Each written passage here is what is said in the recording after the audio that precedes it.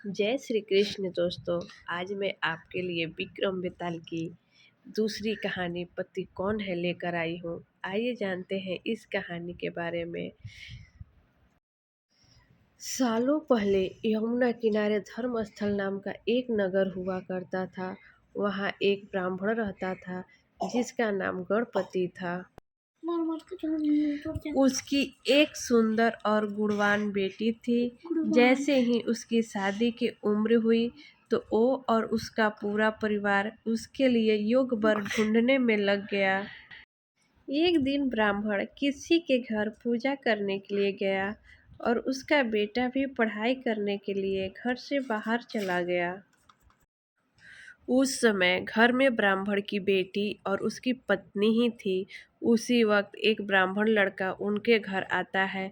ब्राह्मण की पत्नी उस लड़के का अच्छे से सत्कार करती है और खाना खिलाती है। लड़के का स्वभाव ब्राह्मण की पत्नी को पसंद आता है और वो उससे अपनी बेटी की शादी का वादा कर देती है। उधर ब्राह्मण गणपति जिनके घर पूजा करने गया था, वहां भी वो एक ब्राह्मण लड़के से मिलता है और उससे अपनी बेटी की शादी करवाने का वचन दे देता है।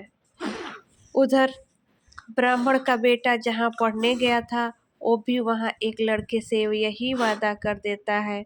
कुछ देर बाद गणपति और उसका बेटा दोनों खुद से चुने हुए लड़के को लेकर घर पहुंचते हैं।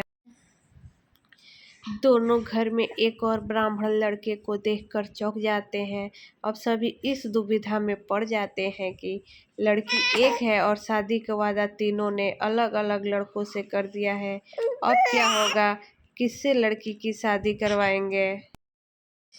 इसी दुविधा के बीच पड़ोसी उनके घर खबर लेकर आता है कि उनकी बेटी को मोहल्ले में ही सांप ने काट लिया है।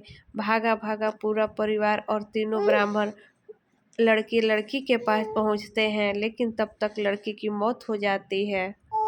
यह देखकर तीनों लड़के दुखी हो जाते हैं। कुछ देर बाद लड़की का परिवार और तीनों ब्राह्मण मिलकर उसका अंतिम संस्कार करते हैं। लड़की के क्रियाकर्म के बाद एक ब्राह्मण लड़का उसकी हड्डियां अपने साथ लेकर जंगल चला जाता है। दूसरा उसकी राख को इकट्ठा करके पोटली में बांधकर उसी शमशान घाट में झोपड़ी बनाकर रहने लगता है।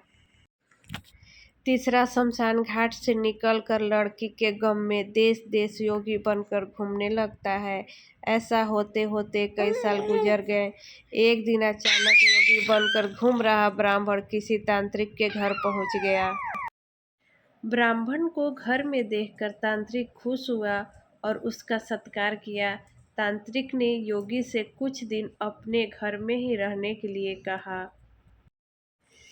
तांत्रिक की जिद देखकर योगी उनके घर में ही रुक गया। एक दिन तांत्रिक अपनी विद्या में बहुत लीन था और उसकी पत्नी सबके लिए खाना बना रही थी। मैं बताऊं, उसी वक्त उनका बेटा रोने लगा और अपनी माँ को परेशान करने लगा। तांत्रिक की पत्नी ने उसे बहुत संभालने की कोशिश की, लेकिन वो नहीं माना। आखिर में तांत्रिक की पत्नी को इतना गुस्सा आया कि उसने अपने बच्चे की पिटाई कर दी। उसके बाद भी जब बच्चा चुप नहीं हुआ तो उसने उसे चूल्हे में डालकर जला दिया। यह सब देखकर योगी ब्राह्मण बहुत नाराज हुआ और बिना कुछ खाए ही अपनी पोटली लेकर उनके घर से जाने लगा। इतने में तांत्रिक आया और योगी से कहा, महाराज खाना तैयार है, आप इस तरह से गुस्से में बिना खाए यहाँ से न जाएं। गुस्से में योगी ने कहा, मैं इस घर में एक मिनट भी नहीं रुक सकता। जहाँ ऐसी राक्षसी रहती हो वहाँ मैं कैसे कुछ खा सकता हूँ। इतना सुनते ही तांत्रिक झट से चूल्हे के पास जाता है और एक किताब से एक मंत्र पढ़कर अपने बेटे को जिंदा कर देता है। यह सब देखकर योगी हैरान रह जाता है।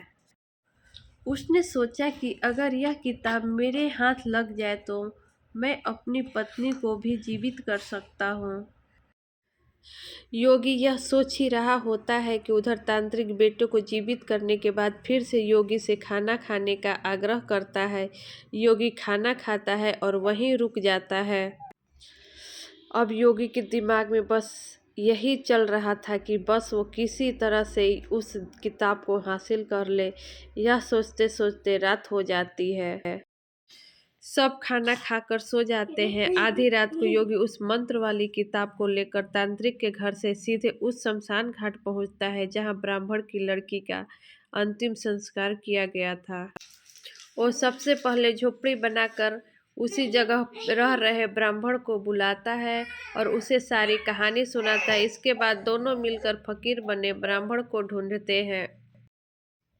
फकीर ब्राह्मण के मिलते ही योगी ब्राह्मण दोनों से कहता है कि लड़की की हड्डी और राख लेकर आओ, मैं उसे जिंदा करूंगा। दोनों ऐसा ही करते हैं। राख और हड्डी इकट्ठा करने के बाद लड़की को जलाई हुई जगह पर योगी ब्राह्मण मंत्र पढ़ता है और लड़की जिंदा हो जाती है। यह देख तीनों ब्राह्मण खुश हो जाते हैं।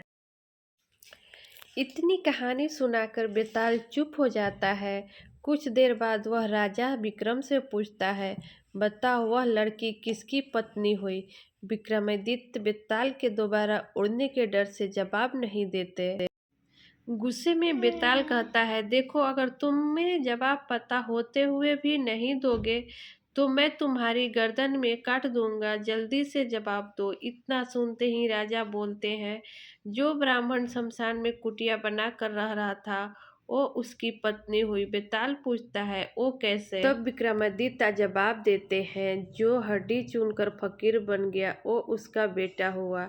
जिसने तांत्रिक विद्या से उसे जीवित किया वो उसके पिता समान हुआ, और जो उसकी राख के साथ जीवन जी रहा था वो ही उसका पति हुआ। जवाब सुनते ही बेताल ने कहा, राजन तुमने बिल्कुल सही उत्तर दिया, लेकिन शर्त के मुताबिक तुम्हें मुंह नहीं खोलना था, इसलिए मैं दोबारा उड़ रहा हूँ। इतना कहकर बेताल दोबारा घने जंगल के किसी पेड़ में जाकर लटक जाता है और राजा विक्रम उसे पकड़ने के लिए उसके पीछे भागने लगते हैं। तो दोस्तों, इस कहानी से हमें यही सीख मिलती है कि चतुराई और बुद्धि से बड़ी समस्या को हल किया जा सकता है, जैसे कि उस ब्राह्मण ने किया।